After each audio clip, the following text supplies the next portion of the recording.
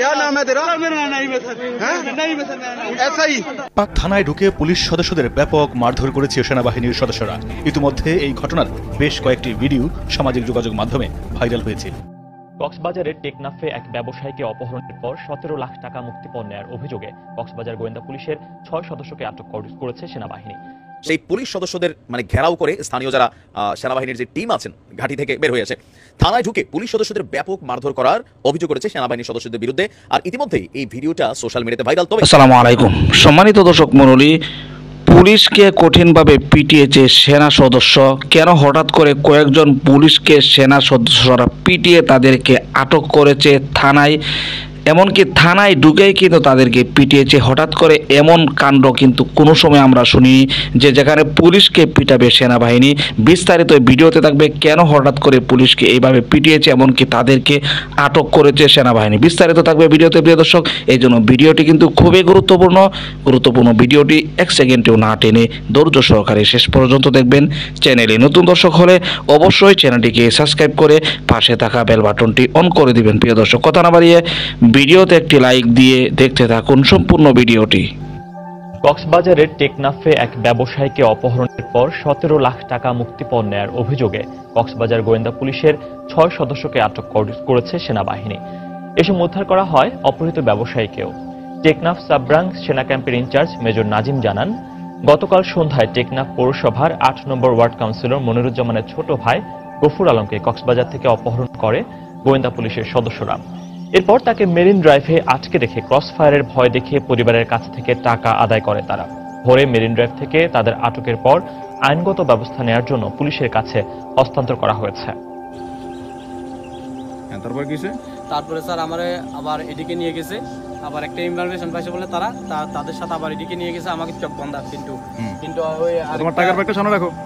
আরেকটা এই যে ড্রাইভার এরা আমার কিন্তু সহযোগিতা করছে, মানে এরা আরেকটা ছেলে আছে, এরা সহযোগিতা করতেছে যে দেখেন ছেলেটা খুব অমায়িক, মানে এদেরকে মানে কিছু নিলে নিয়ে সারিয়ে দিতে পারেন কিনা দেখেন, এদেরকে আরো গালাগালি করছে এরা। তারপরে টাকাটা কটার দিকে দিছো? এই 17 লাখ টাকা 4:10 থেকে। এখন টাকাটা আবার খুলে দেখি টাকা আছে কিনা আসলে। আমি আমার বাইকে সকালে দেখি দাঁড়াও, দেখি টাকাটা খুলে দেখো। সব বাইকটা তো আস্তে আস্তে এখানে 17 লক্ষ টাকা আছে না? আচ্ছা ঠিক আছে, কাকে দিয়েছিল চেহারাটা আবার দেখো তো দেখি। এরা 3 জন নিয়েছিল। স্যার হাতটা খুলেন না। দেখি ভাই, হাতটা নামাও তো ভাই, দেখি হাতটা নামাও। আমাকে মা ধরে গালাগালি করছে, অনেক গালাগালি করছে। আমরা দেখতেছি, ঠিক আছে আমরা দেখতেছি।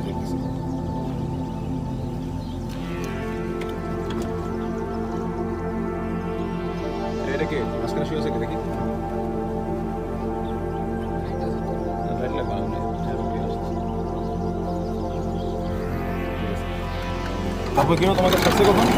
আমাকে ছাড়ছে পৌনে 7টার দিকে, 7:10 টাকা দিলাম, পৌনে 7টার দিকে আমাকে ছেড়ে দিল।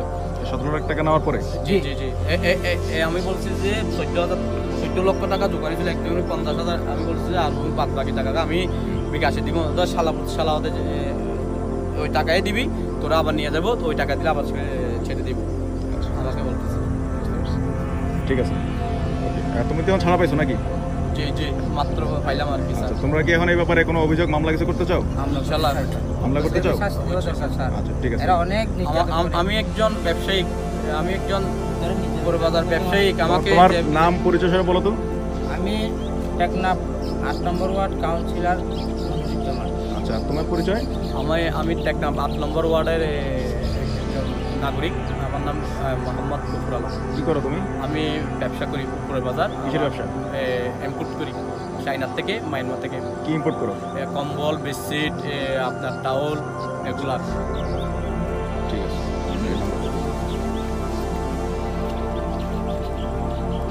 ঠিক আছে। কক্সবাজার সকালে গেছিলাম, কালকে সকালে ইনকাম ট্যাক্স আমরা ফাইল করার, ইনকাম ট্যাক্স দেওয়ার জন্য। ওই আমরা ইম্পোর্ট করি চায়নার থেকে আর মায়ানমার থেকে। তো স্যার আমি ইনকাম ট্যাক্সে আমি উকিলের পাশে ঢুকছি। উকিলের বাসা ঢোকার পরে আমি বাইর হওয়ার পরে একটা হোটেলে গিয়েছিলাম আলগনিতে। হোটেল থেকে খাওয়ার পরে আমি নিচে আসলাম। দাঁড়াইছি, দাঁড়ার পরে এরা 6-7 জন লোক গেছে, যার পরে ওদের আপনার নাম কি? আমার নাম আব্দুল গফুর। ওদের আপনি এদিকে আসেন, আমাকে এদিকে আসে ডাকার পরে নিয়ে গেছে। আমার কোথায় নিয়ে যাচ্ছেন? ওদের আসেন, কোনো অসুবিধা হবে না। আমাকে চোখটা বন্ধ করে দিয়েছে, কোথায় নিয়ে গেছে তা আমি জানি না। যাওয়ার পরে আমাকে বলছে 1 কোটি টাকা দিতে হবে। স্যার আমি এই টাকা পাবো কোথা থেকে? এরা বলছে। গেটটা খোলো দেখা তো, গেট খোলো।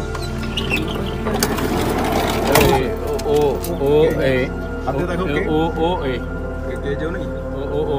ওই যে লাশ মাথায়? ওই লাশ। আপনার নাম কি? ফিরোজ। র্যাঙ্ক সহ বলেন। এসআই ফিরোজ। আর কি বলছেন? আর বলছে। এই যে আপনার নাম কি? মুস্তাফা। এসআই মুস্তাফা। আচ্ছা ঠিক আছে। তারপর স্যার আমাকে বলছে, আমাকে এখানে অনেক মর্ডার করছে, আমাকে হ্যান্ডকাপ লাগাইছে, ফেলে দিছে। তো আমাকে বলছে যে শালা তুমি যদি 1 কোটি না তোকে যেতে পারবি না, তোমাকে ক্রস ফায়ার দেবো। তো তুমি কি জান চাও না টাকা চাও? আমাকে বলতেছে যে স্যার আমি তো এখন আমাকে অনেক ধমক দিছে, আমার 1 কোটি টাকা থেকে কমতেছে না। থানায় ঢুকে পুলিশ সদস্যদের ব্যাপক মারধর করেছে সেনাবাহিনীর সদস্যরা। ইতিমধ্যে এই ঘটনার বেশ কয়েকটি ভিডিও সামাজিক যোগাযোগ মাধ্যমে ভাইরাল হয়েছে। পাকিস্তানের পাঞ্জাব প্রদেশের ভাওয়ালনগরের একটি থানায় আলোচিত এই ঘটনা ঘটেছে। ইকোনমিক টাইমস জানিয়েছে পুলিশ সদস্যদের পেটানোর ঘটনা ঘটেছে গত সোমবার, আর এগুলো ভাইরাল হয় বুধবার। একটি ভিডিওতে দেখা যায় সেনাদের দেখে দৌড়ে পালাচ্ছেন পুলিশের 2 সদস্য, কিন্তু তাদের মধ্যে একজনকে ধরে ফেলে সেনা সদস্যরা, এরপর তাকে মারধর করা হয়।